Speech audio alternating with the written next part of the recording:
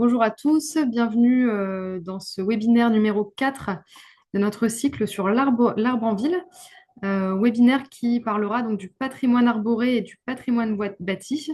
Faut-il choisir entre les deux? Voilà, donc quelques petites règles du jeu. Donc effectivement, on est en mode webinaire. Donc si vous souhaitez poser une question, vous pouvez utiliser le module questions-réponses ou le chat. Et nous essaierons donc de traiter vos questions après les présentations. Sachez aussi que les supports de présentation et le replay, si l'enregistrement a bien fonctionné, seront disponibles sur notre site internet, donc à cette adresse. Alors, une petite présentation quand même de l'agence de l'Arbre. Donc, c'est une des 11 agences régionales de la biodiversité qui a été créée en France depuis quelques années. Et notre agence, c'est avant tout un collectif de partenaires avec un statut donc d'établissement public de coopération environnementale qui permet donc de lier l'État et ses agences, la région et des collectivités au sein d'un conseil d'administration. Donc, on a donc des membres financeurs, État, région, mais également collectivités, et des membres associés impliqués dans la préservation ou la gestion de la biodiversité. Notre mission principale, c'est au sein de la région Sud de mobiliser tous les acteurs et d'accompagner les territoires dans la transition écologique et la préservation de la biodiversité. Et ça passe à travers 4 domaines d'intervention. Donc, le premier, c'est l'accompagnement des collectivités et des acteurs au travers notamment de démarches de labellisation ou d'engagement avec des chartes. Le deuxième, c'est l'amélioration et la valorisation des connaissances sur la biodiversité, notamment au travers des observatoires régionaux de l'eau et de la biodiversité. Le troisième domaine, c'est la sensibilisation et la formation aux enjeux de la biodiversité et de l'eau, donc à travers justement des webinaires comme aujourd'hui, la production d'outils, de guides, de documents, l'organisation de journées techniques. Et enfin, le quatrième domaine sur lequel nous intervenons, c'est l'animation de réseaux d'acteurs, notamment au travers du développement de projets européens et internationaux. Alors, ce webinaire, il s'inscrit dans un cycle de webinaires 1 heure pour comprendre et agir. L'objectif de ces webinaires, c'est de toucher un public large en proposant sur des temps assez courts, donc 1 heure entre 13 heures et 14 heures, régulièrement ces webinaires. Donc, comme vous pouvez le voir, on est sur le webinaire numéro 5 de cette année, qui est donc le quatrième webinaire d'un cycle sur l'arbre. Donc, on avait eu un premier webinaire fin 2024 et 2 webinaires en février et en avril, le dernier ayant eu lieu le 29 avril. Alors, pour connaître les différentes dates de nos événements, effectivement, vous pouvez vous inscrire à notre newsletter. Là aussi, le site et l'adresse est indiquée.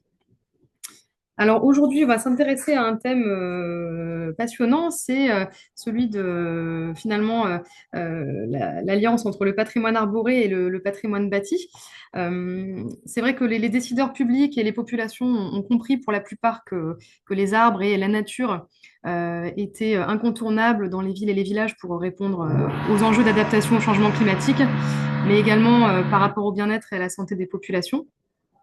Du coup, la végétalisation, c'est devenu une préoccupation très importante et même souvent symbolique, puisque bien souvent, elle est mesurée de manière quantitative avec des chiffres qui sont avancés comme nous avons planté 200 ou 500 arbres durant notre mandat.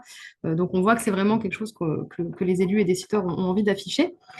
Alors, pour ceux qui ont pu assister aux 3 premiers webinaires du cycle sur l'arbre, on a vu dans un premier temps qu'il est très important de connaître son patrimoine arboré pour mieux pouvoir le préserver et veiller à sa bonne santé.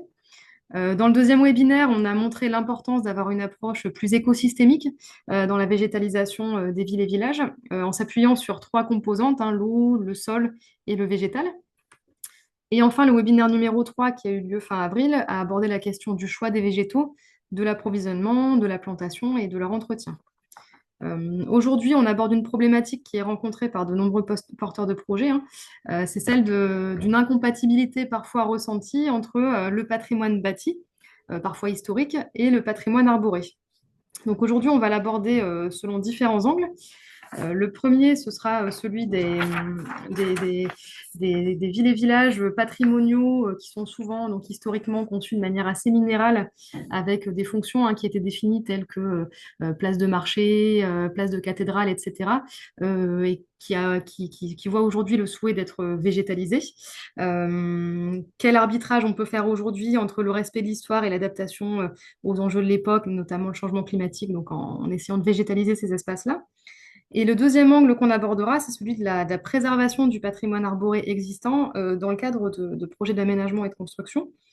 Du coup, est-ce qu'on doit abandonner des projets d'aménagement pour conserver des sujets, des arbres matures? Ou est-ce qu'on peut compenser l'abattage d'arbres matures par la plantation de jeunes arbres, comme c'est souvent avancé?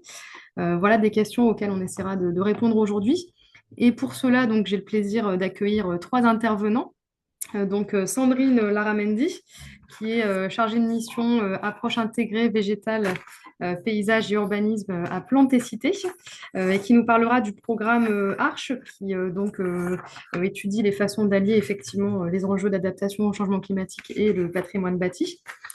On accueille aussi Mahmoud Ismail, qui est architecte et urbanisme de l'État en chef et architecte des bâtiments de France, et qui nous montrera notamment comment, dans les projets d'aménagement, on peut réadapter parfois les projets pour préserver des arbres matures et qui rendent de nombreux services. Et enfin, avec Christine Munoz, qui est paysagiste urbaniste, paysagiste conseil de l'État au sein de l'agence Atelier Site, on explorera des retours d'expérience concrets justement dans des villes et villages d'Occitanie, avec donc des projets qui ont permis justement d'allier l'histoire, le patrimoine bâti et la nécessaire végétalisation. Voilà, donc je vous propose de commencer tout de suite avec l'intervention de Sandrine Laramendi. Donc Sandrine, je veux bien que tu réactives ton micro. Voilà. Et donc je vais passer tes diapositives. Je te laisse la parole. Bonjour, j'attends jusque-là. Voilà. Moi, je vais vous faire cette partie introductive qui va effectivement euh, partir de projets que nous menons ou que nous venons d'achever, et puis aussi dans l'idée de placer un peu les enjeux. Donc, on peut avancer. Mais tout d'abord, je vais juste vous rappeler très brièvement Plantécité. Plantécité, donc, on est une association nationale basée à Angers et qui est spécialisée autour de l'étude et du développement de la nature dans les villes et les villages. Et donc, on se situe à l'interface entre le monde de la recherche et l'opérationnel. Et donc, on mène des programmes d'études et d'expérimentation qui sont issus des besoins qui sont exprimés par notre réseau d'adhérents. Donc, on emmène à peu près une vingtaine chaque année et qui souvent s'étale sur plusieurs années. Et notre objectif est de produire des nouvelles connaissances, mais aussi d'éditer des guides, parfois de proposer aussi des outils, des nouveaux outils comme le barème de l'arbre, que peut-être certains d'entre vous connaissent, et d'élaborer des recommandations, voilà, et essentiellement aussi partager des initiatives intéressantes et les mettre en commun. On peut avancer. Et donc, on est basé sur un réseau d'un peu plus de 800 adhérents qui représentent ce mélange aussi entre partenaires, enfin, adhérents du côté public et privé. Donc, des collectivités territoriales pour un tiers, si je résume, un tiers d'entreprises du paysage, agences de paysage, bureaux d'études et un tiers d'établissements d'enseignement, de recherche et d'autres types aussi de gestionnaires, mais aussi des structures comme les agences d'urbanisme ou les CAUE qui accompagnent les collectivités. On a aussi une petite sœur en Suisse, donc je le signale quand même, Plantécité Suisse. On peut avancer. Et donc, effectivement, Agnès mentionnait le programme d'études Arche qui arrive dans sa dernière année, qui se finira cette fin d'année. Et ce programme d'études, il est effectivement pile dans le sujet que vous avez choisi aujourd'hui sur comment concilier préservation du patrimoine historique et les enjeux écologiques. Et il a émergé effectivement au départ aussi de certaines tensions qui pouvaient être ressenties sur le terrain côté service espace vert. Mais au fil du temps, finalement, c'est aussi un projet qui offre un espace, un temps aussi de dialogue entre acteurs du patrimoine et acteurs du paysage et de l'écologie en dehors de cas particuliers de projet. Et donc, qui a aussi pour vocation à justement à produire des recommandations collectivement. On peut avancer. voulais vous partager le fait qu'on a déjà des ressources issues de ce programme d'études qui sont déjà disponibles. Donc, vous pourrez, via ensuite le support et les liens, y accéder. On a 3 webinaires. Ce sujet, effectivement, vous voyez, il a des portes d'entrée différentes, hein, suivant si on se situe du côté planification ou des projets d'aménagement en particulier, comme celui d'un parvis. Donc là, vous avez ces 3 webinaires et puis 5 carnets de dialogue qui sont parus à la fin du mois d'avril. Donc l'un qui porte sur les abords de la cathédrale de Colmar. On a aussi la ville historique de Saint-Omer et son plan de sauvegarde et de mise en valeur. Le centre-bourg de Vic-la-Gardiole, qui a été d'ailleurs aménagé par l'atelier site. Le parc du domaine de Marly-le-Roi près de Versailles et la cour de la BNF à Paris. On peut avancer. Et ces carnets de dialogue, ils sont intéressants parce qu'ils donnent la parole à la diversité des acteurs qui se retrouvent autour de ces différents projets, que ce soit des projets d'aménagement ou de gestion, comme dans le domaine de Marly. Et donc, on peut avancer. On s'est donné rendez-vous sur site pour échanger et remonter le fil des projets. Et on voit qu'il y a toute une diversité de sujets et qui dépasse aussi celui de uniquement la question de la végétalisation, mais plein de sujets en lien avec ces patrimoines, qu'ils soient végétal ou euh, patrimoine historique. On peut avancer. Et donc, les carnets de dialogue en 20 pages retranscrivent un peu, c'était vraiment de donner la parole et montrer aussi que ces projets, c'est des histoires aussi euh, humaines, de relations et de liens, comment trouver ensuite les compromis, comment les projets sont le fruit aussi de ces échanges, souvent sur plusieurs années. On peut avancer. Il me manque, c'était juste pour vous dire, oui, qu'à venir, et donc on a des ateliers qu'on mène interprofessionnels, où là, dans des groupes petits plus réduits, on produit collectivement des recommandations. Il va y en avoir un justement qui va être prochainement programmé autour du sujet des arbres. Et en fin d'année, on produira un guide, voilà, qui sera aussi accessible à tous, comme l'ensemble de ces ressources. Donc, voilà, vous pourrez y accéder sur le même lien que j'ai partagé précédemment. On peut avancer, Annie. Il y a une autre étude qui s'est terminée et avec cette publication en début d'année que je voulais aussi vous signaler. C'était un programme d'études qui s'appelait Murmure, favoriser et connaître la biodiversité des murs. C'est vrai que c'est un sujet, c'est une facette du patrimoine bâti, mais ça me semblait intéressant de pouvoir vous signaler ces ressources qui sont aussi en accès libre. Et il y a une fiche en particulier qui est consacrée à la gestion du lierre et des autres ligneux sur les murs, en donnant des conseils assez pratiques aussi de savoir quand est-ce il faut agir ou au contraire quand est-ce que voilà, on peut laisser certains lierres. On peut avancer. Là, maintenant, je vais vous présenter plutôt une série d'enjeux qui se retrouvent autour de ce sujet. Dire déjà que patrimoine, enfin, faut-il choisir? Parfois, il n'y a pas à choisir. Tout est fait patrimoine, que ce soit le patrimoine arboré ou le patrimoine bâti. Et là, c'est un exemple parmi d'autres, mais de l'abbaye de Noirlac, qui a ce magnifique alignement de tilleuls ainsi que ses jardins qui sont classés au titre des monuments historiques depuis déjà fort longtemps.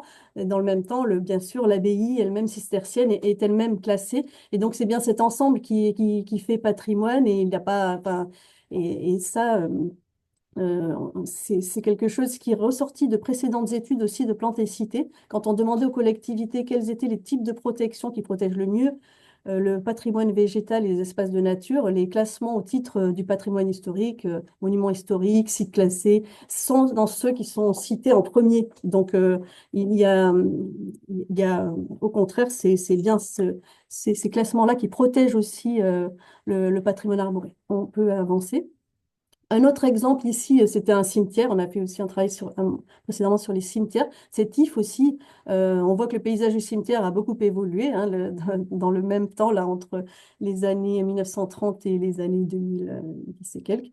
Mais pourtant, le LIF, lui, il est toujours là et c'est, je pense aussi essentiellement grâce au fait qu'il était classé au titre des sites classés depuis les années 30 aussi.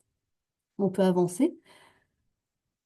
Euh, et là, c'était une petite facette, c'est plus un clin d'œil, mais c'était dans le guide Murmure. C'était dans la diversité des plantes des murs. Il y a aussi il y avait ce sujet des fruitiers palissés. Et c'était intéressant de voir que ça, c'est une histoire très ancienne en lien avec le patrimoine bâti, ces questions de fruitiers, on voit là sur cette ancienne gravure.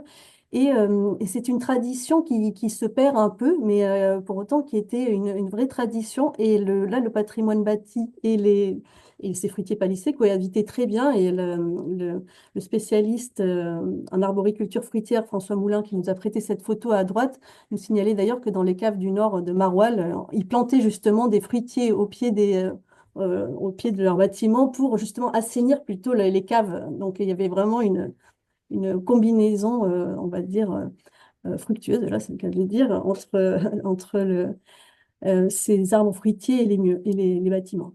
On peut avancer.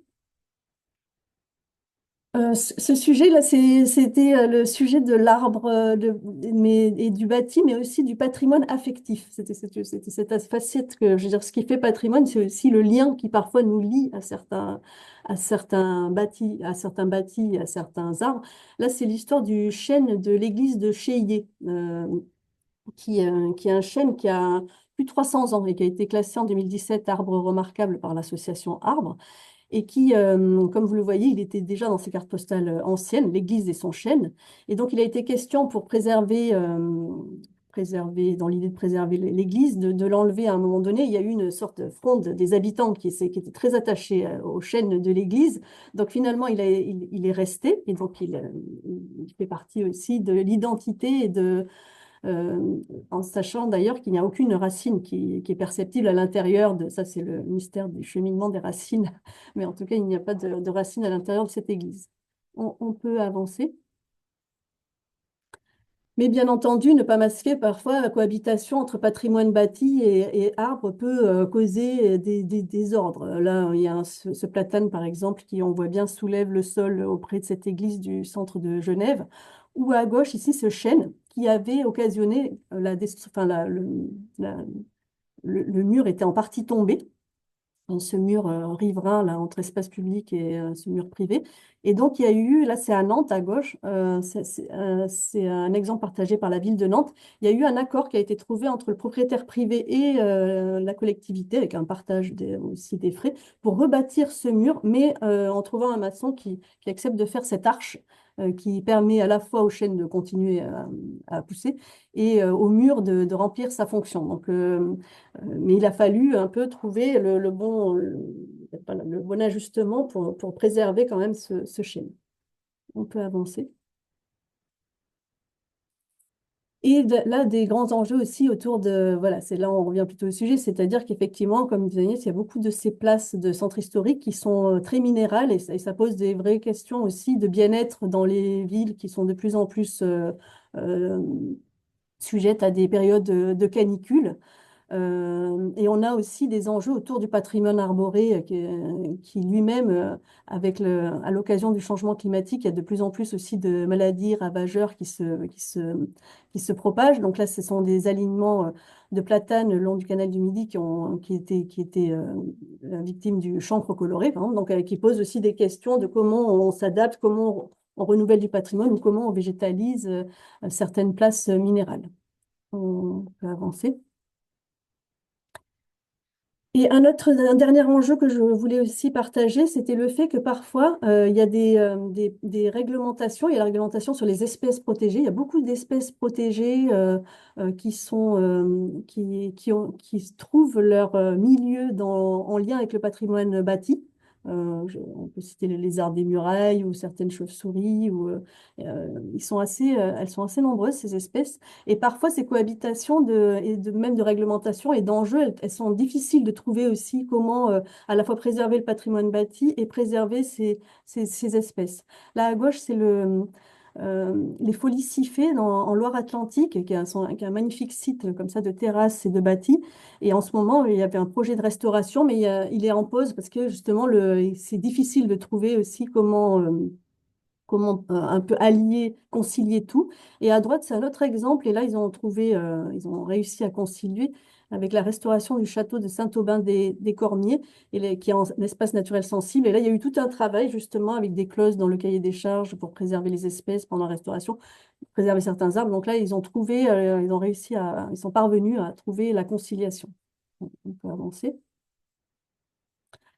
Et je voulais partager là deux exemples issus des carnets de dialogue, mais très brièvement, donc dans des exemples un peu inspirants. Donc, il y a l'aménagement de la place de la cathédrale à Colmar.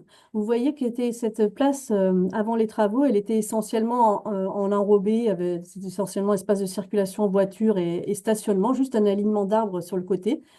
En regardant des documents plus anciens avec leur travail sur les archives, ils ont pu voir qu'elle avait été beaucoup plus largement arborée au XXe siècle, surtout d'un côté, on peut avancer.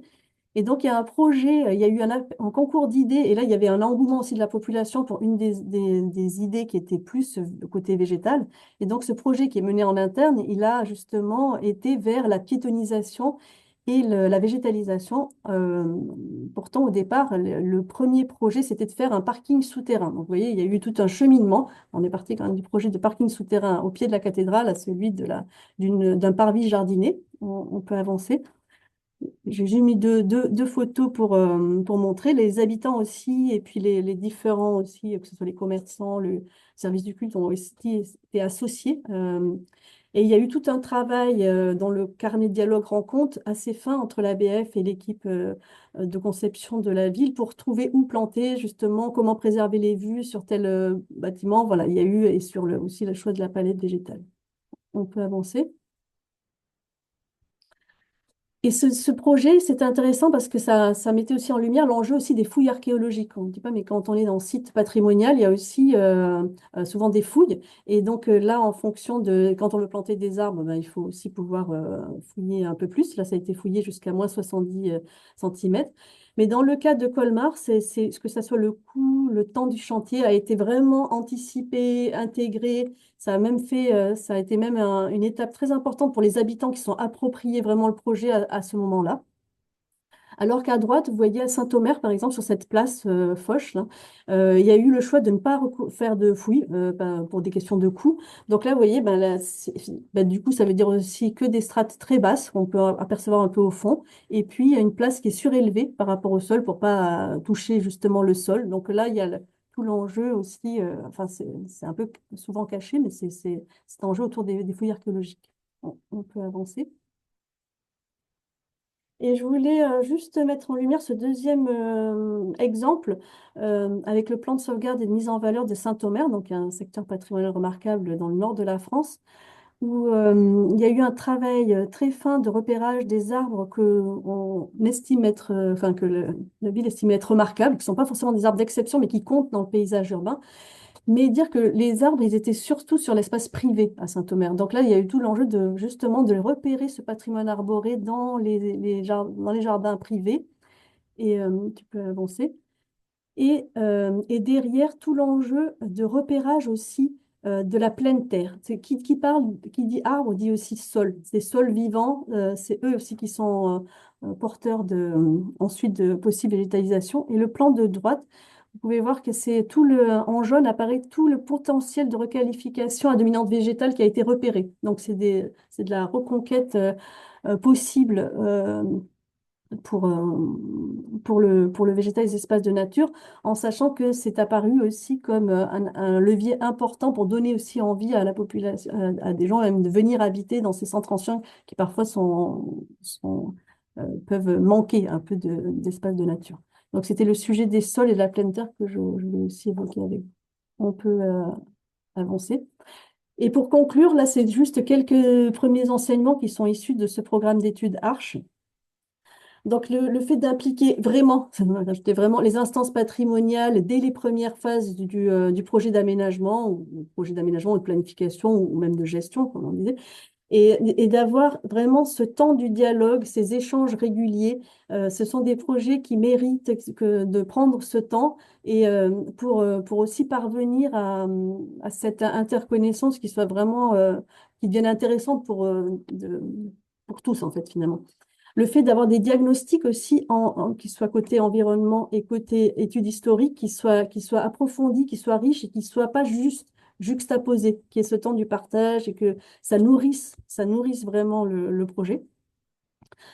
Le fait pour les projets d'avoir des équipes pluridisciplinaires, ça c'est aussi quand la pluridisciplinarité elle est vraiment intégrée, qu'il y a des cloisonnements aussi qui sont moins présents, on peut avancer. Je me suis rendu compte que Par j'ai contre, recopié deux fois une c'est pas remarque, grave. donc Alors voilà, bon. je vais pas la dire. Et du coup, c'était juste, non, juste, ça c'était celle que, voilà. Et dire que c'est les projets, c'est du sur-mesure. C'est-à-dire que effectivement, il n'y a pas de recette à appliquer. C'est vraiment pour chaque endroit. Et le patrimoine, il oblige à ça. Enfin, c'est quelque chose de, voilà, un enjeu important de faire ce travail de détail, de dessin sur mesure. Et l'enjeu de la gestion, ne jamais le négliger. C'est aussi dans la gestion qu'on parvient à des beaux projets. Et pour finir, dire que c'est un patrimoine, c'est un espace vécu, c'est un espace vivant. Enfin, j'aimais bien en anglais, patrimoine, c'est dit heritage. C'est vraiment je trouve que c'est un mot qui est plus intéressant, enfin, qui sonne mieux que peut-être que patrimoine, mais en tout cas qui montre que là, on est dans quelque chose de collectif. C'est à la fois un patrimoine dont on hérite et qu'on transmet. Et donc, d'être dans cette aussi transmission de patrimoine. Et l'usager, voilà, le patrimoine, c'est un espace vécu. Donc, il n'y a pas que les arbres, il y a aussi le fait de réhabiliter les logements, trouver l'équilibre entre les voitures, les piétons. Voilà, c'est tout un ensemble de leviers qui fait que ça peut être vraiment un patrimoine vivant. Merci. Merci beaucoup Sandrine pour cette première intervention et du coup sur finalement la présentation des enjeux issus du programme Arche et puis surtout des premiers enseignements. Et je note aussi il y a des ressources hein, qui sont sorties ou qui vont sortir et que les liens se trouvent donc dans le PowerPoint, je pense. Donc voilà, les personnes qui souhaitent consulter un peu plus, en savoir plus sur cette étude et sur ses contenus, vous pourrez retrouver ça dans le PowerPoint qui sera en ligne. Je vois qu'il y a une petite question. Mais je pense qu'au niveau du timing, bon, on peut se permettre de la prendre, mais pas plus pour enchaîner ensuite. Donc, il y a une personne qui demande comment les habitants du secteur sont associés aux réflexions dans les projets qui sont présentés.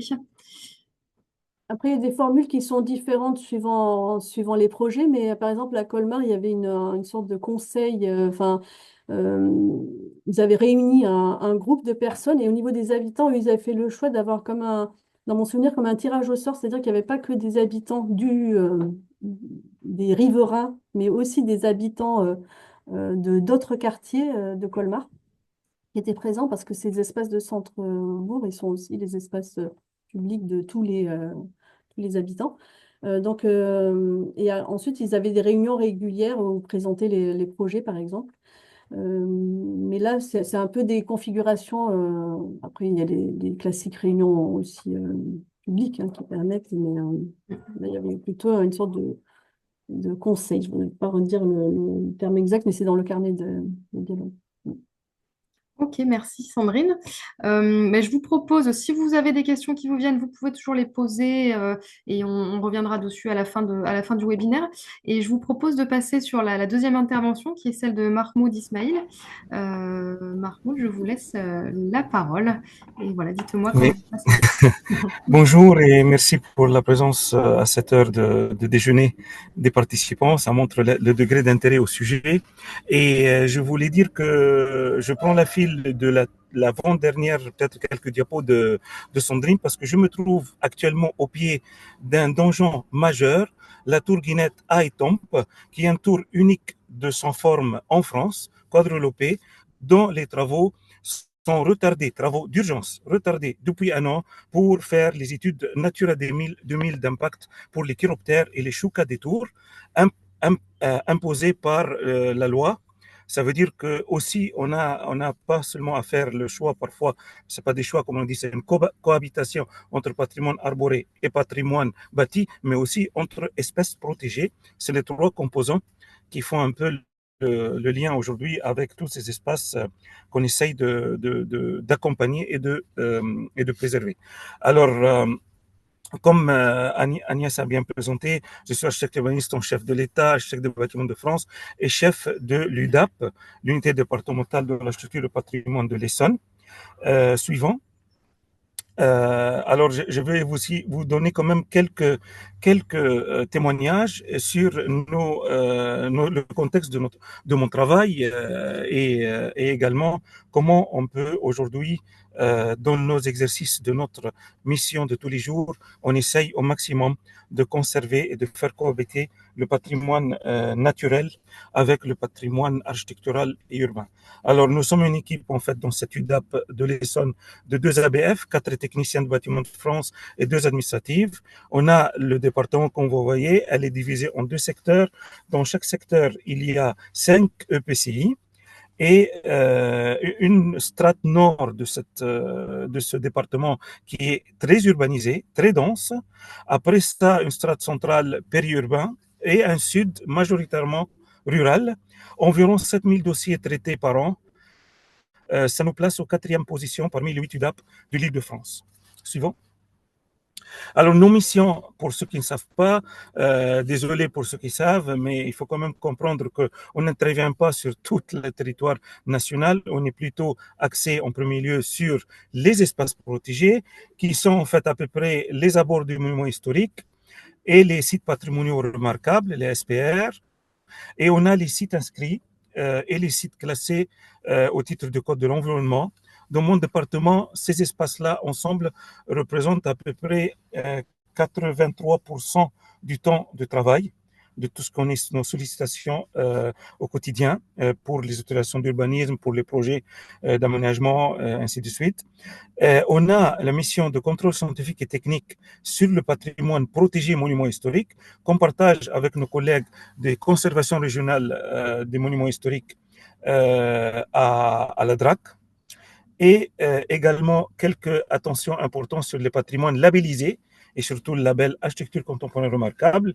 Et dernière mission, pas moindre, mais qui occupe le moins de temps, puisqu'on ne trouve pas le temps de le remplir comme on veut, c'est surtout la promotion d'une architecture et d'un urbanisme de qualité. Ça veut dire le contrôle des documents PLU, SCOT, RLP et également les grands projets d'intérêt national qui sont sur le territoire et également de suivre un peu tout le travail qu'on peut faire dans des transitions énergétiques, le dialogue entre les ministères, entre les services déconcentrés de l'État, régionaux, DRAC, DREAL, ainsi de suite, pour avancer la cohabitation entre la transition énergétique et la conservation de patrimoine bâti. Suivant. Alors, ça vous donne l'exemple de l'outil qu'on utilise souvent pour déceler ou comprendre en fait les servitudes publiques qui impactent notre territoire. C'est cet outil très connu, l'Atlas du patrimoine, et ça vous montre la diversité des espaces protégés. Entre le vert clair, ce sont des sites inscrits, les cercles roses et un peu dessinés à la parcelle, c'est les abords des monuments historiques, soit 500 mètres, soit un périmètre intelligent.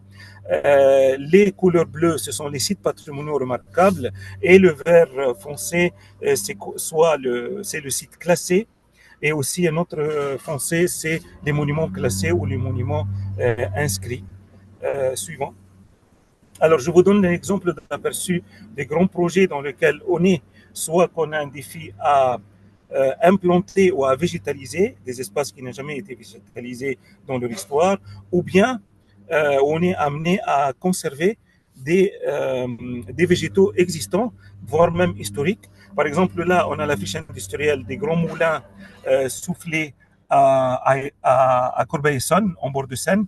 Et là, en fait, ce sera une friche qui sera réhabilitée en logement et en bureau et des espaces tertiaires. Qui dit logement et espace tertiaire dit en fait aménagement aussi des espaces aux alentours pour végétaliser, pour faire des îlots en fait de fraîcheur, ainsi de suite. Ça, c'est un exemple. Suivant. On a des domaines magnifiques qui sont déjà pleins d'espaces, de patrimoine naturel arboré, comme le domaine départemental de Chamarande, où il y a un château et des communs, mais il y a en fait un domaine magnifique avec des allées, avec des alignements d'arbres, avec un jardin à la française ou bien parfois romantique. Suivant.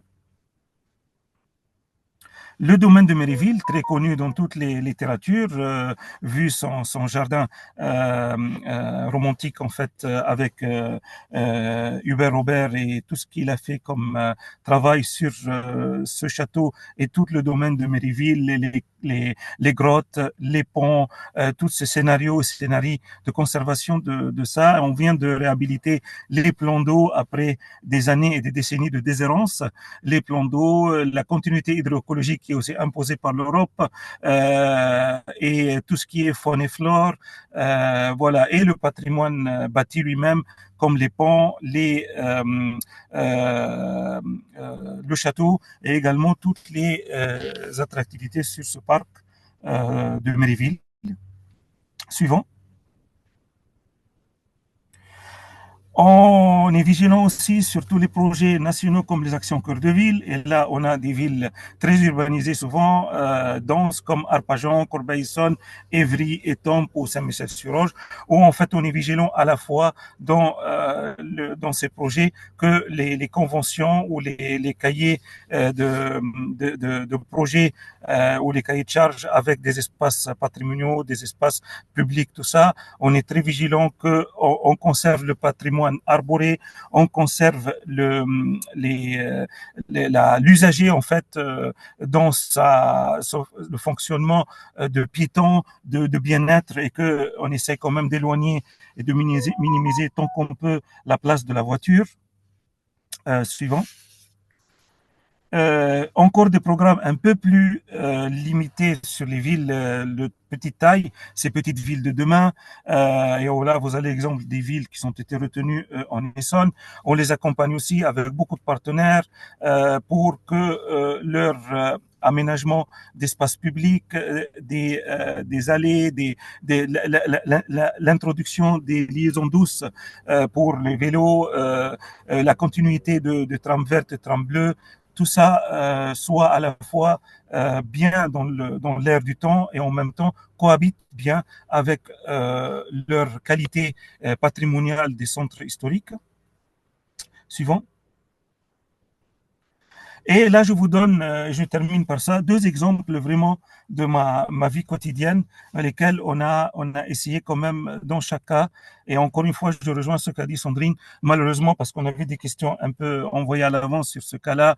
Est-ce qu'on peut généraliser? Est-ce qu'on peut avoir des règles claires? En fait, comme le patrimoine architectural et urbain, le patrimoine naturel aussi, tout ça, ça se décide au cas par cas, et les recommandations de l'étude Arche sont vraiment très pertinentes, puisque chaque fois qu'on travaille en amont, chaque fois qu'on a des regards pluridisciplinaires autour de la table, avec l'archéologue, l'ABF, la CRMH, les paysagistes, le maître d'ouvrage, souvent qui sont les communes dans la plupart du temps, et les deux autres services de l'État, on a parfois des zones en pépérie, la police de l'eau avec la DDT, on a parfois même des risques industriels, comme le cas du moulin, les grands moulins de Corbeil, des choses en fait, chaque fois que tous les services et tous les acteurs du projet sont autour de la table, bien sûr le promoteur, le porteur de projet, ainsi de suite, chaque fois qu'on peut dire qu'on peut éviter des couacs, éviter des ratés et arriver à un résultat peut-être pas parfait, mais au moins qui répond à tous les enjeux, ou le maximum d'enjeux qu'on a aujourd'hui envers le défi de la biodiversité et le défi du changement climatique. Alors, ce cas pratique, c'est la place du Contément à Corbeil-Essonnes, une place en fait qui accueille 3 fois par semaine le marché. Devant la halle au marché que vous voyez, qui est un bâtiment du 19e siècle, avec une charpente métallique et un travail de décor du 19e siècle sur la charpente métallique, des blasons, des briques, mariage entre briques et charpente métallique et des verrières. Et alors cette place-là aussi, il accueille, alors 3 fois, on a dit, le marché par semaine devant la halle du marché, et le reste du temps, cette place était un parking, un grand stationnement de voitures. Alors vous voyez, plein de pavés par terre, très minéralisés. Il y a simplement quelques arbres sur une frange. Et à part ça, alors, ce qui fait que cette place est devenue très désert le soir. Les familles ne se retrouve pas. Le matin, il y a les voitures. C'est un îlot de chaleur extraordinaire en été. Il est juste à une centaine ou 150 mètres de la Seine. Alors vraiment, la ville a voulu faire de cette place un exemple de comment on peut aménager aujourd'hui, au XXIe siècle, une place publique avec les défis de changement climatique, avec les défis d'inclusion, d'inclure en fait toutes les strates de la société, des familles, des enfants, et en même temps accueillir la fonction du marché tel qu'il le faut 3 jours par semaine. C'est le marché le plus important de la commune, avec la halle du marché qui donne juste, et la halle du marché, elle est un monument historique inscrit. Suivant. Alors, on a travaillé avec le porteur de projet, ça veut dire la commune, le paysagiste qui a été choisi avec son équipe pluridisciplinaire, l'archéologie, parce que sous cette place, il y a quand même des fondations d'une ancienne abbaye médiévale. Et on a trouvé en fait un juste milieu pour introduire le végétal sans manquer à la visibilité de la place du Comtémont. Bien sûr, ce qui était clair dès le début, c'est l'interdiction de stationnement, c'est fini. Il n'y a plus de parking sur cette place. C'est seulement l'entrée pour les camions du marché, le jour du marché, pour installer leur étal et sortir. Et comme ça, en fait, on a pu travailler sur le sol. On a pu travailler sur l'introduction du végétal sous forme des haies et végétales ou bien des arbres bien choisis en tant qu'essence dans des emplacements spécifiques qui ne gênent pas les fondations archéologiques prouvées et trouvées, et en même temps qui ne gênent pas la visibilité de la place, de la halle du Comtémont, et des îlots de fraîcheur en introduisant en fait ce que le paysagiste appelle en fait des fontaines sèches, des brumisateurs dans certains endroits, et également du mobilier urbain calibré avec les haies pour que finalement les usagers se retrouvent. On a introduit aussi clarifié des parties de terrasse pour les restaurants et les cafés qui sont sur cette place pour qu'ils retrouvent un peu leur clientèle de qualité et les familles puissent s'installer, avec aussi des petits jeux qui sont dessinés au sol pour que les enfants aussi se retrouvent, ainsi de suite, des fontaines, fontaines d'eau à boire, ainsi de suite. Tout a été en concomitant avec le projet de restauration de la halle du marché. Suivant. Là, je vous donne le deuxième exemple et je termine par ça, où en fait, heureusement que j'ai pu en fait intervenir à temps. Alors, c'est une parcelle pas très grande, mais au cœur d'une ville qui est très brisée au bord de la Seine, qui s'appelle Saint-Thry-sur-Seine. Cette parcelle-là, privée, pas propriété communale, et la propriétaire trop âgée, elle veut rejoindre ses enfants, elle veut vendre la maison et la parcelle pour un grand projet de promotion, de création de 57 logements, avec un grand promoteur, groupe connu, sans mentionner leur nom, national. Alors, mon prédécesseur les a vus à peu près 4 mois avant son départ à la retraite. Et moi, je respecte toujours les avis des prédécesseurs. Il faut avoir quand même une continuité de l'État. Mais à mon avis, il les a vus à la va-vite et leur a donné un accord de principe sur une consultation préalable. Moi, je reçois le permis de construire et je découvre que sur ce terrain, le terrain, elle est arborée, elle a 6 arbres majeurs, dont 2 cèdres d'Atlas, diamètre, comme vous voyez, 135 cm et 65 cm, hauteur 25 cm et 25 mètres et 20 mètres, et également 3 platanes qui sont au sud de l'image aérienne. Alors, moi, en fait, j'exige, avant de me prononcer, une étude phytosanitaire à l'appui pour nous dire c'est quoi ces arbres, quelle est leur essence, quel est leur état sanitaire, tout ça. Et la propriétaire, tout le temps, elle disait mais les arbres, c'est mon grand-père qui les a plantés, ils tombent sur ma tête, ils sont malades, mais pourquoi vous retardez le projet et tout ça? Moi, je dis, désolé, moi, je vais, sachant que cette demande, moi, je suis en site inscrit, c'est pas une pièce réglementaire des permis de construire, mais moi, voilà, j'ai abusé.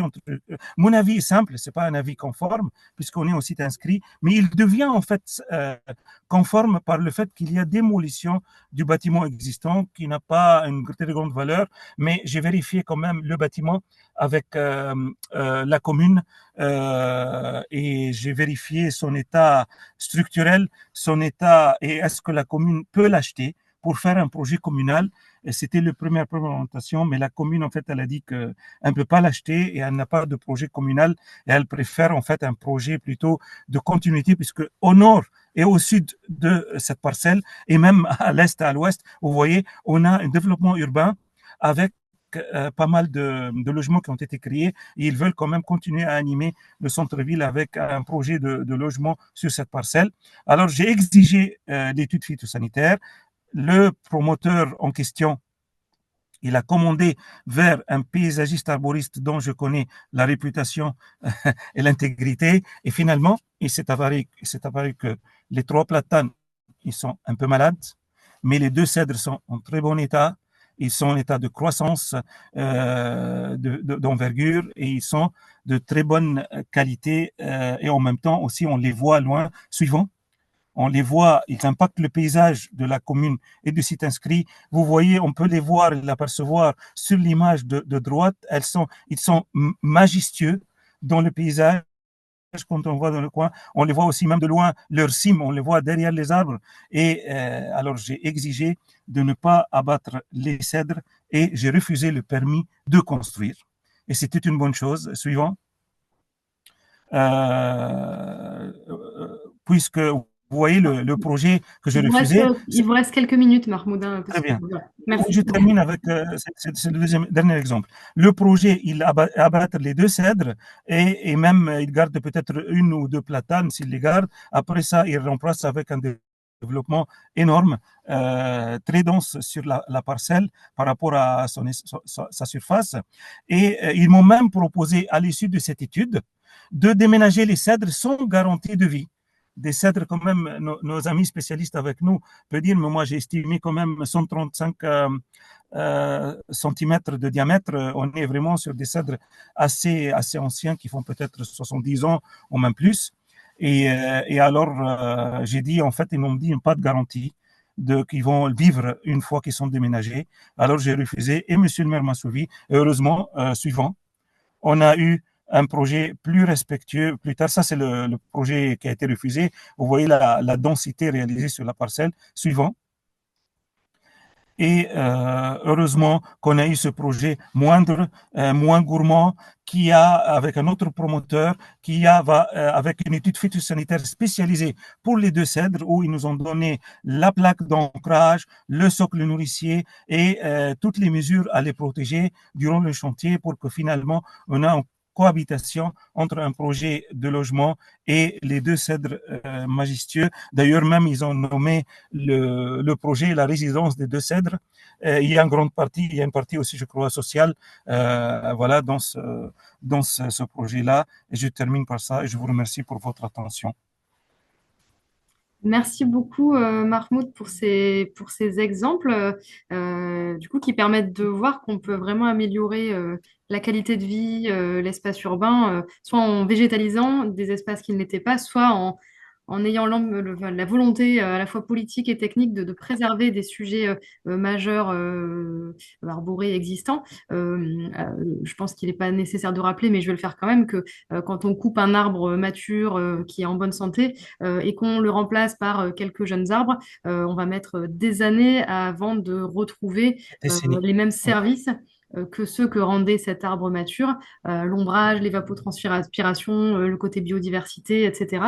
Et en plus, il y a beaucoup de mortalité maintenant chez les jeunes arbres qu'on plante en milieu urbain parce qu'avec l'évolution des conditions climatiques, ils ont beaucoup plus de mal à se développer et à rester en vie.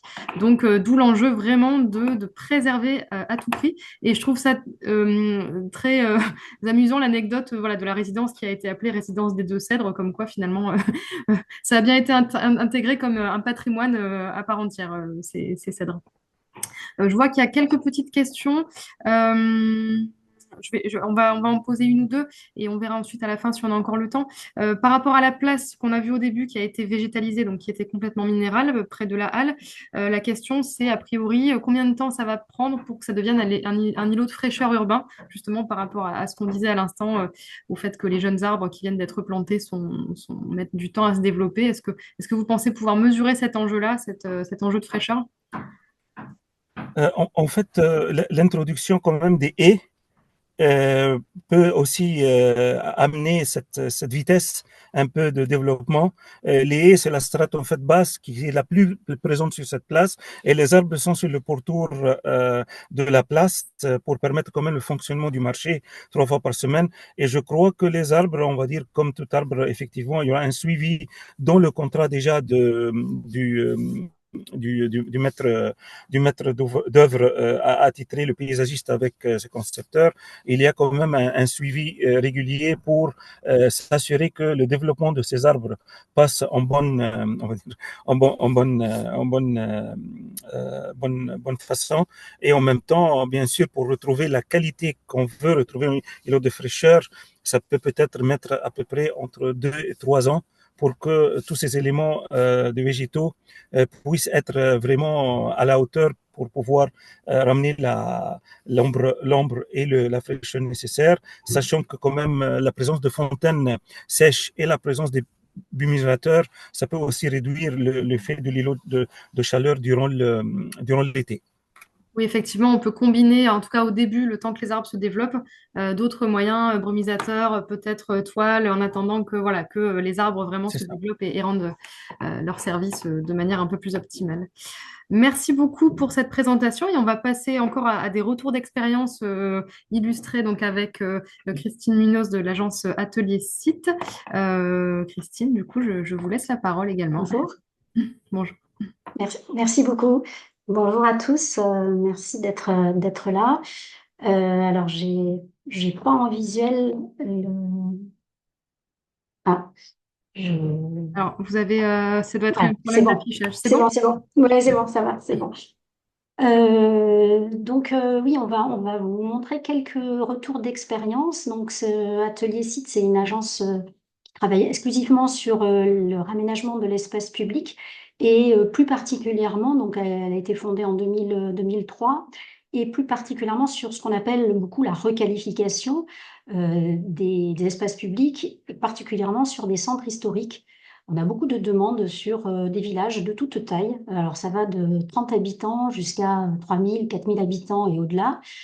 Et à chaque fois, pour rebondir sur ce qui a été dit, effectivement, c'est du cas par cas. C'est-à-dire qu'on traite tous ces sujets en fonction du contexte historique, bien sûr, qui n'est jamais le même, mais du contexte humain aussi, en discutant avec les élus, avec les techniciens, et aussi en fonction de la gestion qu'il pourra y avoir après, une fois que le projet sera livré, parce que ça, c'est très important.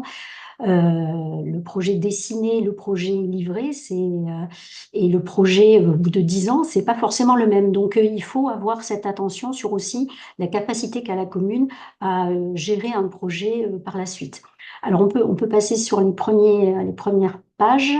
Voilà, donc ce qu'on constate toujours avec ce petit schéma, c'est pour montrer que les espaces publics, depuis, on va dire, les années 50, ont au fur et à mesure été dégradés.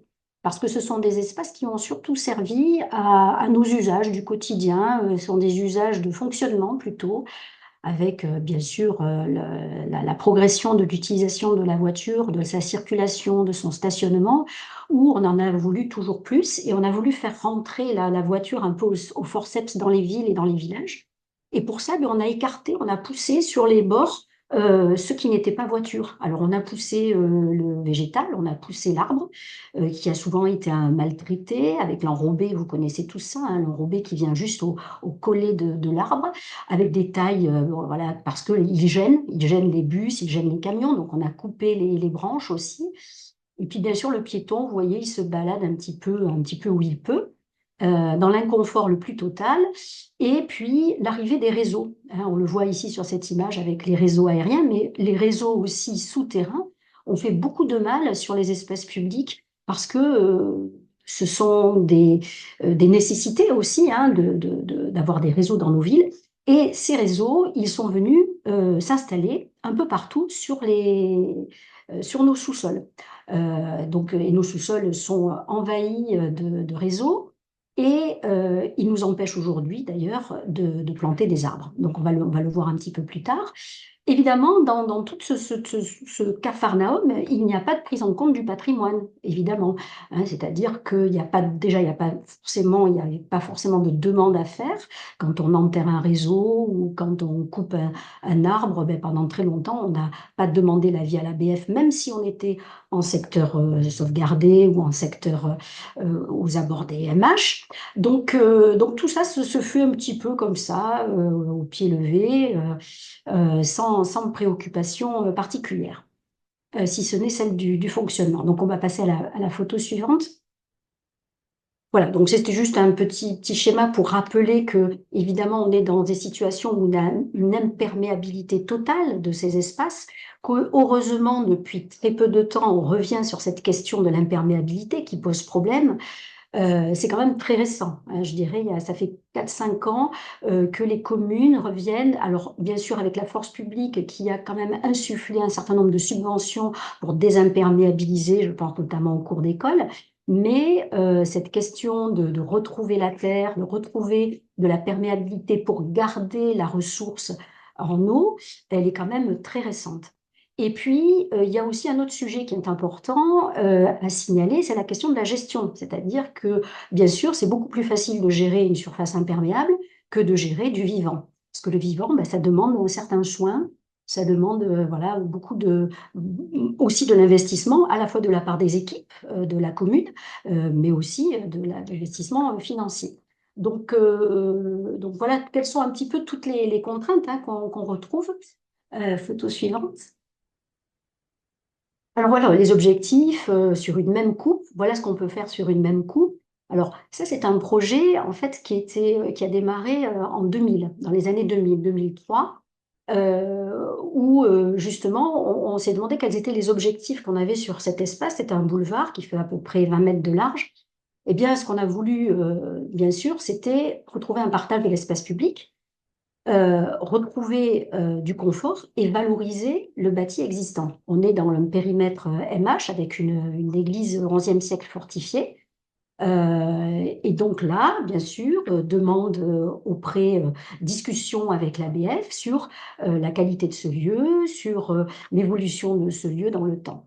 Alors, c'est pour ça que la méthode, je dirais, on dit il faut faire du cas par cas, évidemment, parce que le contexte est toujours différent, mais en fait, il y a trois éléments importants dans la méthode. Un premier élément, c'est d'avoir une réflexion globale et transversale. C'est-à-dire que on ne règle pas un sujet en travaillant sur l'espace public, on règle plusieurs sujets en même temps.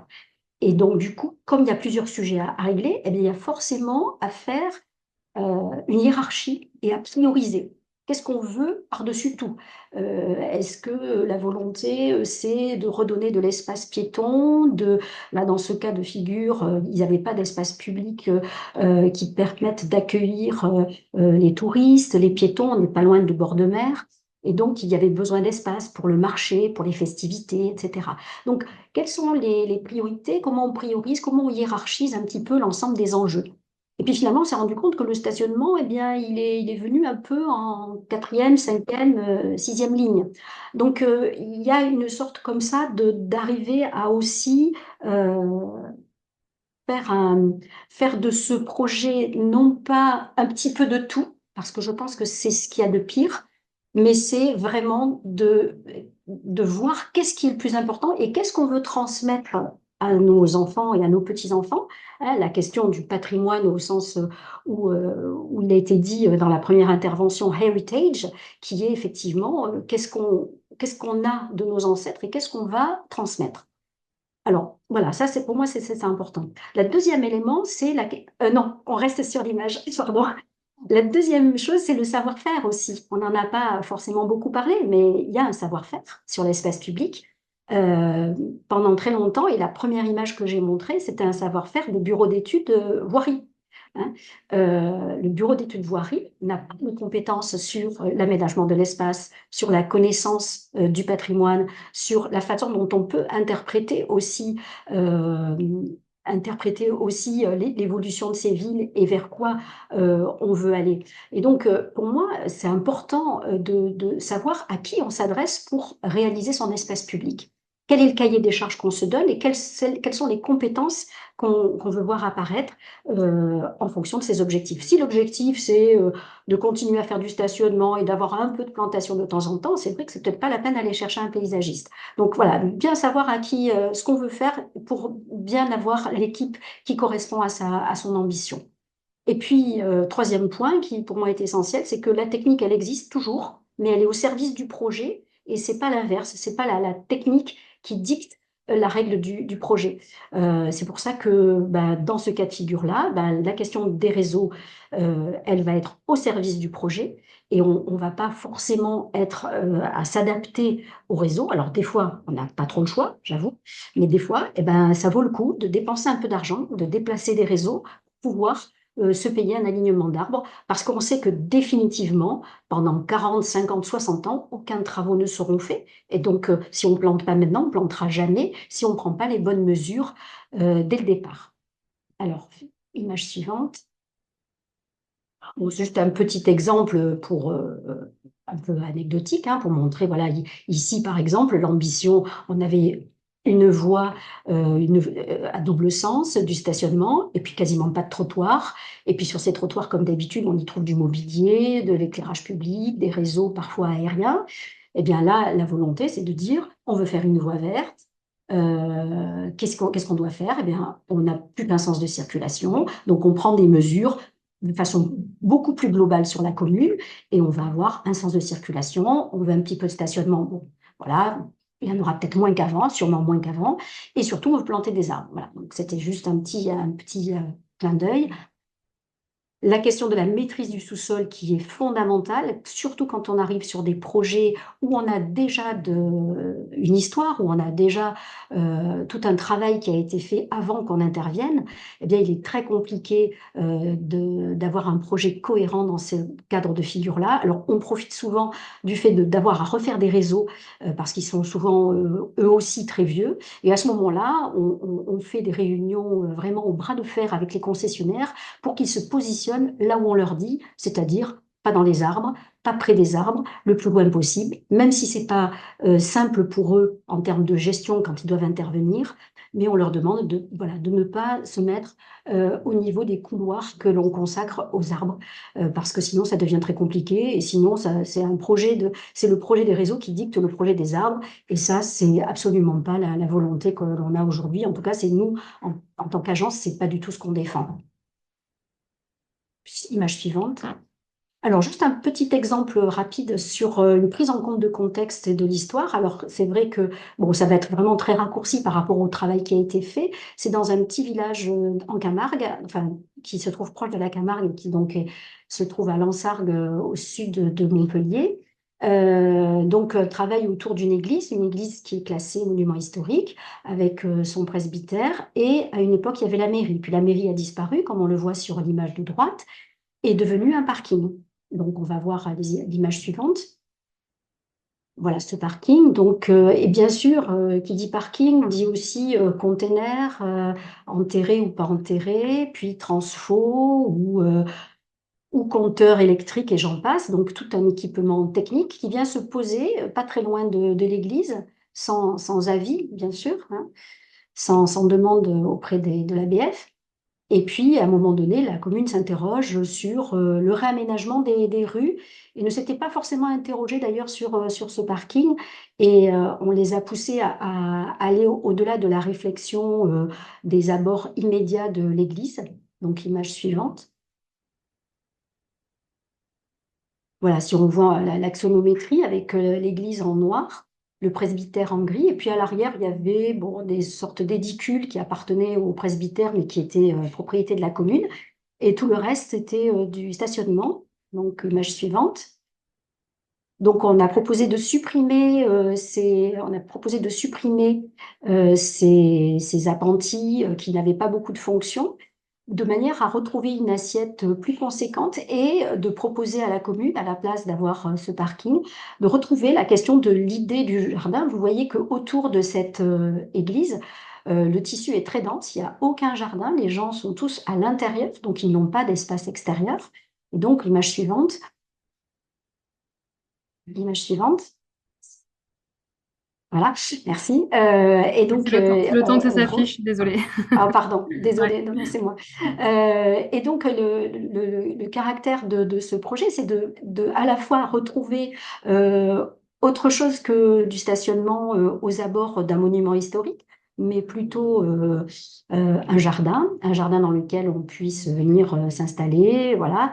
Un îlot de chaleur, un îlot de fraîcheur, pardon, qui remplace l'îlot de chaleur, et puis un accompagnement de l'église et des seuils des maisons. On voit un peu au fond de la diapositive les mini-jardins qui viennent se positionner devant les maisons, qui fait qu'à la place voilà, et puis à l'arrière aussi, et ce qui fait qu'à la place des voitures, devant sa maison, on n'a pas une voiture, on a plutôt un espace jardinier. Image suivante. Voilà, donc une vue un peu plus voilà, de côté, et qui permet de montrer que le jardin peut être un prolongement du monument historique et qu'il y a un lien, en fait, alors que le lien, on ne le retrouvait plus auparavant puisqu'on avait des voitures. Les voitures, c'est vraiment un parking, ça crée une rupture hein, dans les espaces. Ici, bien, on passe, vous voyez, il y a une ouverture du jardin au nord. Et il y en a à l'est et à l'ouest. Donc, ce jardin peut être totalement traversé par les piétons et peut relier les espaces les uns aux autres. L'image suivante.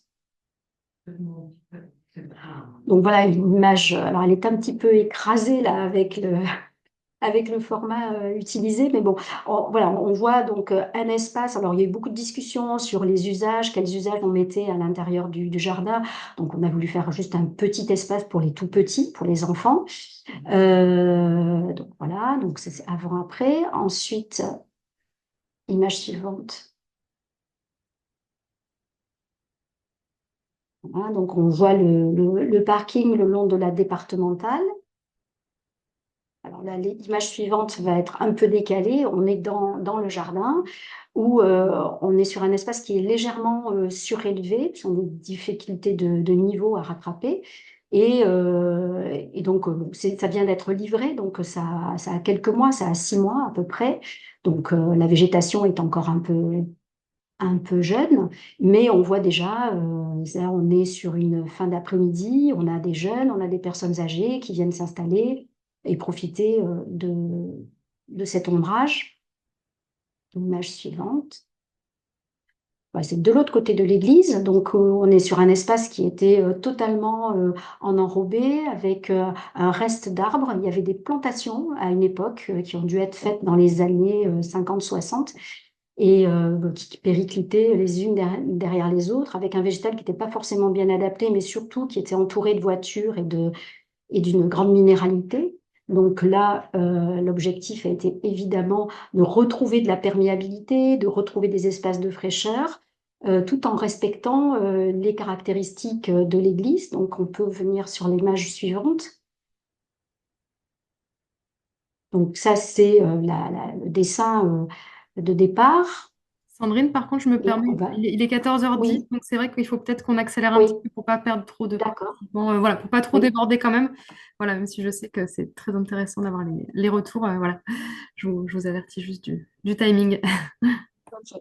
Voilà, donc image suivante. Voilà. Donc, je vois une question en même temps sur le rôle des ganivelles. Alors, il y a plusieurs rôles, hein. C'est évidemment éviter le piétinement quand les arbustes sont jeunes. Et là, ça, c'est bon. Alors, c'est un moyen intéressant dans la mesure où c'est pas très cher. Donc, ça permet de protéger à la fois les piétinements, mais ça permet aussi d'éviter qu'il y ait des chiens. Vous savez que c'est quand même un drame dans notre civilisation d'avoir des chiens qui vont un petit peu dans tous ces massifs-là, donc c'est compliqué. Donc ça permet aussi voilà, de préserver les massifs des chiens. Image suivante. Alors, on va passer Vic-la-Gardiole, puisqu'il faut être rapide. Donc là, ce sont les anciens boulevards. Voilà, donc ici, on avait travaillé, hein, comme je vous montrais au tout début, les premières images avec l'architecte des bâtiments de France. Et en fait, on a eu une dissymétrie du boulevard qui était liée à l'histoire du site, puisque là, on est contre les anciennes fortifications. Et donc, on a comme parti d'avoir un très grand trottoir côté centre historique.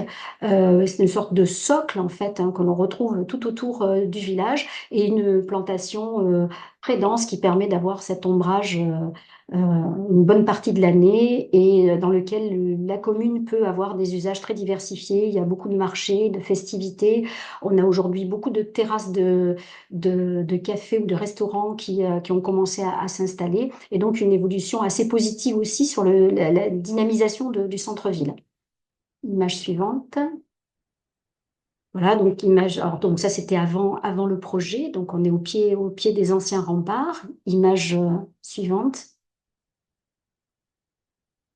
Voilà, donc ça permet voilà, de valoriser aussi ce pied de village. Image suivante.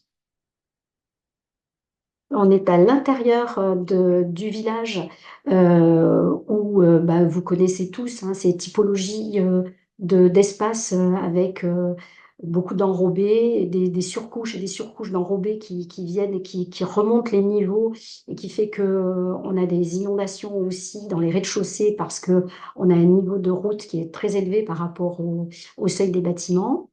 Donc, image suivante. Voilà, une végétalisation du seuil des maisons euh, et qui, avec toutes les précautions que l'on doit prendre quand on plante le long des maisons, le long des bâtiments, de tout un système technique. Alors, il s'agit de Vic-la-Gardiole. Vic-la-Gardiole dans l'Hérault. Voilà, alors là, on est à l'arrière de l'église et donc là, on voit bien sûr toute l'accumulation technique qu'on a pu voilà, faire sans se poser trop de questions parce que bah, d'un coup, il y a EDF qui vient, qui pose son transfo. Ensuite, on a l'aglo qui vient et qui pose les containers semi-enterrés. Et puis, celui qui travaille sur la signalisation qui pose le panneau. Et puis, il y a les services espaces verts qui veut un peu planter et qui va venir planter dans la jardinière que l'on voit ici et qui cache le bâtiment, là, pour le coup. Et donc, le projet, ça a été, donc on va le voir image suivante, ça a été de révéler plutôt l'église, de révéler ce bâtiment, en gardant la structure originelle qui était ce petit arrière de presbytère un peu légèrement surélevé. On a repris la question des escaliers, des emmarchements, et puis tout le reste redevient un espace totalement végétalisé. La mairie était très courageuse puisqu'elle a mis 100 000 euros pour enlever et déplacer le transfo. Donc voilà, ça a un coût. Ça a un coût parfois un peu élevé que de revenir sur de la végétalisation, sur de la végétalisation de cette envergure-là. C'est pas que le coût de planter, d'enlever la minéralité, mais c'est aussi tout ce qui vient avant. Et le nettoyage, ça a aussi un coût important. Ici, l'autre patrimoine, c'est celui des étangs. On est toujours dans le même village, et c'est celui des étangs qu'on ne voyait pas. Bon, ben, bien sûr, le stationnement, mais aussi le mur qui était haut. Donc, image suivante. Et là, on va retrouver la vue sur les étangs. Et puis quand on est assis, on est à l'ombre. Donc voilà, il y a aussi cette question du patrimoine paysager que l'on retrouve à l'extérieur du village et qu'il fallait prendre en compte. C'est bien pour ça que la question des métiers, je reviens sur la question des métiers, elle est importante parce que là, pour le coup, je pense que le regard du paysagiste est important parce qu'il permet d'aller au-delà de juste de l'aménagement. Image suivante.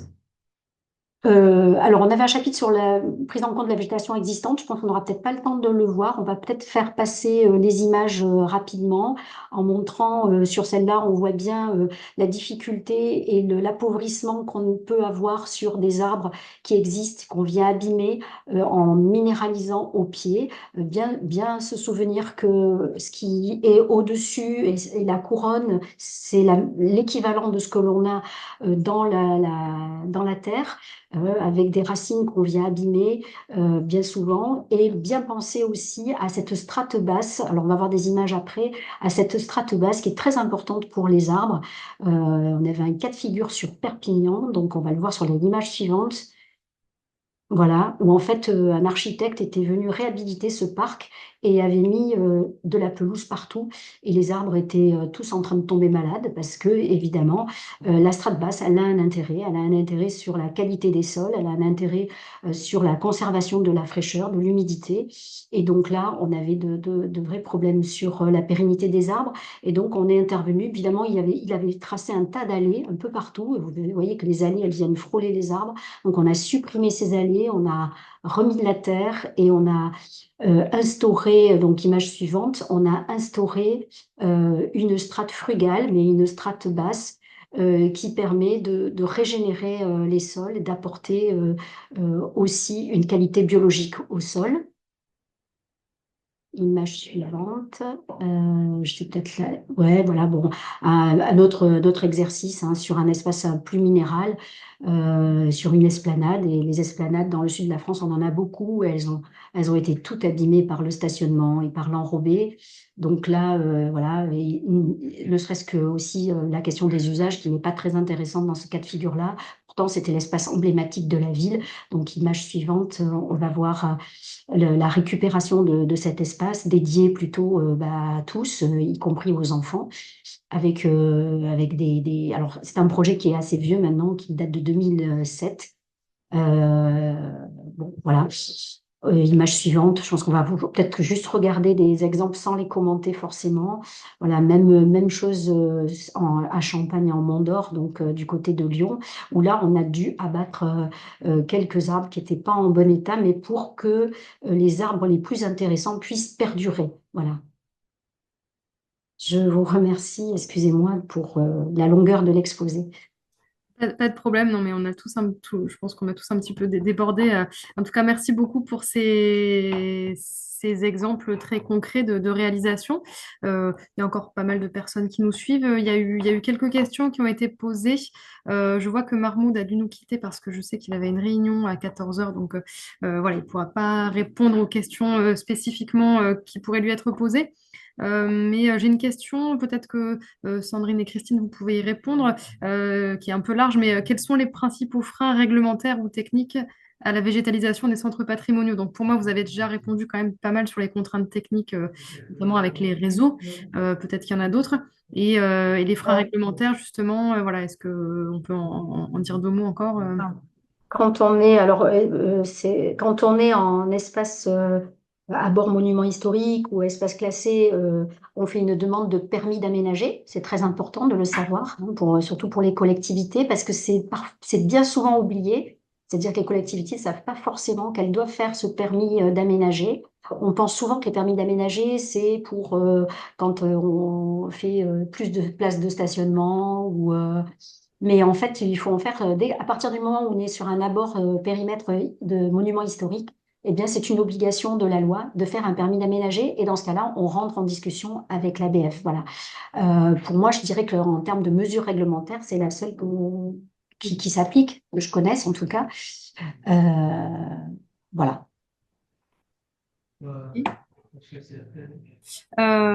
Sandrine, pas d'autres ajouts du coup par rapport à ce qui a été dit? L'archéologie, oui, évidemment, Oui, l'archéologie c'est aussi. ça. Ben, après, Mais à partir du moment où on fait un permis d'aménager, à partir du moment où on fait un permis d'aménager, ça passe dans tous les services. Donc le service d'archéologie est tenu au courant. C'est l'intérêt du permis d'aménager. D'accord. Sandrine, est-ce Mais que... après, je ne sais pas si c'est dans le sens, il y avait des contraintes contre, mais il n'y a pas forcément. Après, c'est effectivement, comme le rappelle Christine, de faire connaître le projet, d'entrer en discussion ensuite pour savoir Hmm. toujours ces aspects aussi le plus en amont. Enfin, c'est de préparer le projet, mais en termes de contraintes, il n'y a pas de. D'accord. de contraintes spécifiques pour planter. Je veux dire. Voilà, Alors, la commune doit être au clair avec les réglementations qui Ouais. sont imposées qui sont dans son PLU, par exemple. Et effectivement, des fois, il peut y avoir des secteurs d'archéologie préventive, il peut y avoir, voilà, si on est en zone inondable, enfin bon, enfin, tout Ouais. ce qui existe dans la Par ailleurs. réglementation Ouais. classique ailleurs, et de manière à être bien au fait de ça, parfois même avant de lancer un projet, ou voilà, en tout cas d'avoir dans son cahier des charges l'ensemble des éléments auxquels elle doit répondre face aux réglementations. ok. C'était là le côté aussi de mettre tous les acteurs assez tôt, parce que, par exemple, effectivement, il y a des choses aussi très prosaïques comme les services incendie, je sais pas, de secours, enfin là, comme dans les centres anciens, il faut que chacun ensuite puisse utiliser l'espace pour. Donc, plutôt toutes les contraintes, elles ont été repérées, connues, plutôt elles sont intégrées aussi dans le projet. Et je rejoins aussi quelque chose qui est important qu'a dit Christine sur le fait que, voilà, c'est pas de tout concilier, c'est qu'après, il y a des choix aussi qui sont faits, mais effectivement, il y a certaines règles, par exemple, que les pompiers puissent accéder aux façades. Enfin, voilà, ça fait partie euh, des règles Oui, en fait, incontournables. En fait, voilà, de toute façon, mais à, après qu'ils sont connus, plus elles sont connues tôt, plus elles sont prises en compte dans les projets. Oui, et puis après, effectivement, la question du choix politique est important. On n'en a pas forcément beaucoup parlé, mais ce choix politique, il est fondamental parce que c'est lui qui détermine quelle va être la vocation d'un espace, quelle est l'ambition qu'on se donne par rapport à la transformation et la mutation d'un espace public. Et ça, c'est quand même un élément fondateur et important. Et d'ailleurs, justement, quand on parle de mutation d'espace public, on a vu pas mal d'exemples où on a du coup sorti le stationnement de ces espaces-là pour améliorer la qualité, hein. Effectivement, on a bien vu visuellement l'amélioration, hein, du cadre urbain. Mais est-ce que dans ces projets, il y a une réflexion aussi ou une concertation pour que les usagers puissent se garer peut-être ailleurs? Mais voilà, comment ça se passe, ça? Oui, alors il y a plusieurs choses. Déjà, je pense que quand on fait une étude sur un aménagement d'espace public, souvent on a la chance de faire une étude un peu plus large, de dézoomer et de pas, si on se focalise que sur l'espace à aménager, on va tourner en rond.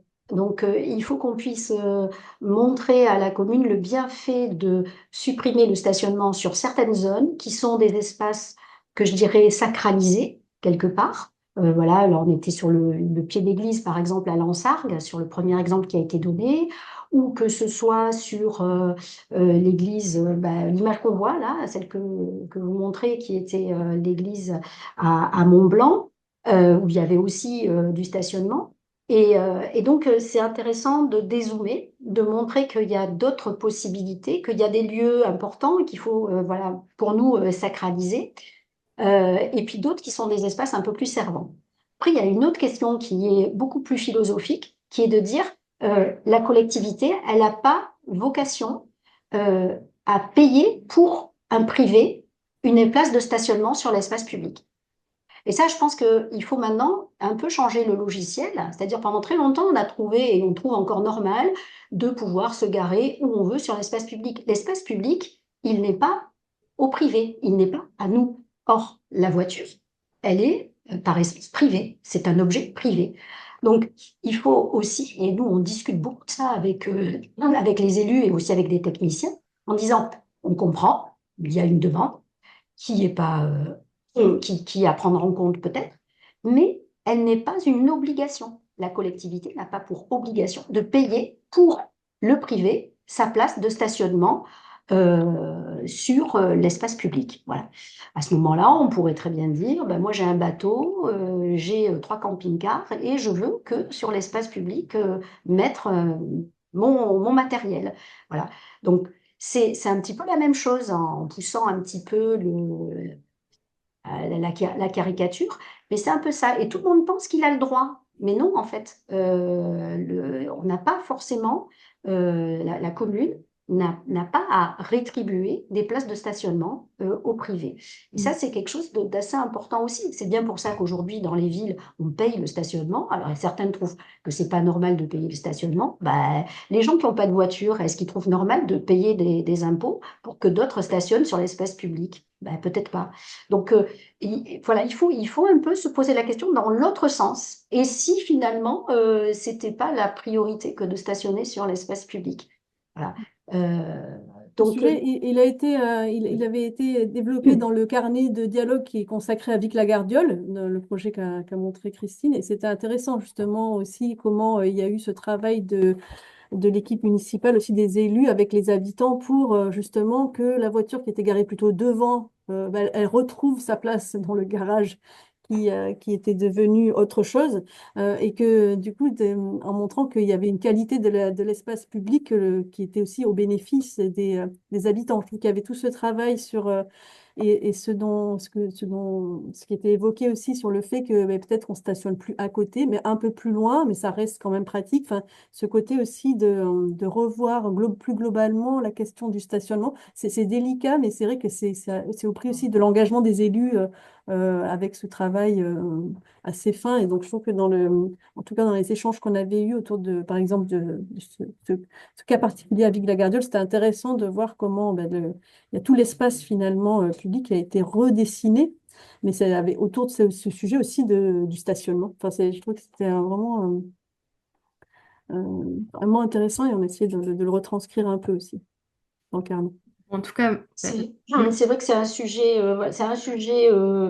qui est redondant, hein, c'est évident, parce que en fait, ben voilà, on supprime des places pour faire autre chose, pour une plus grande diversité des usages. Ce qu'il faut savoir, c'est qu'une voiture, c'est 25 mètres carrés au sol. Et c'est beaucoup, quoi. Si chacun a deux, trois voitures par logement dans les centres historiques, on est tout de suite à 50, 75 mètres carrés au sol.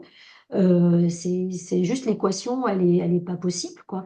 Voilà, donc c'est vrai que la question des centres historiques, elle peut pas se régler, elle peut pas se régler comme ça, quoi. en tout cas, Hum, merci d'apporter ce regard un petit peu inversé, effectivement, et de montrer qu'on peut considérer les choses autrement et qu'en tout cas, c'est important de continuer à sensibiliser là-dessus. Là, je pense que vu l'heure qu'il est, on va devoir conclure quand même le webinaire. Il restait quelques petites questions en suspens, mais je pense que les personnes, je leur suggérerais peut-être de vous contacter directement si elles ont besoin d'autres précisions ou de passer par moi pour vous passer éventuellement d'autres questions. Mais je pense que, en tout cas, on a déjà fait un bon tour, un bon panorama de la question. Je vous remercie pour vos interventions et surtout tous ces retours d'expérience très illustrés. Donc, du coup, je rappelle que les supports de présentation et la vidéo du replay seront disponibles sur notre site. Et d'ailleurs, vous pouvez aussi retrouver les autres webinaires de notre cycle sur l'arbre qui se termine du coup aujourd'hui. Voilà, et le prochain webinaire 1 heure pour comprendre et agir sera sur un autre thème. Voilà, donc je vous remercie pour votre attention. Je vous remercie d'être resté jusque-là pour ceux qui ont pu rester. Et puis à très bientôt. Au revoir. Merci, au revoir. Si, au revoir.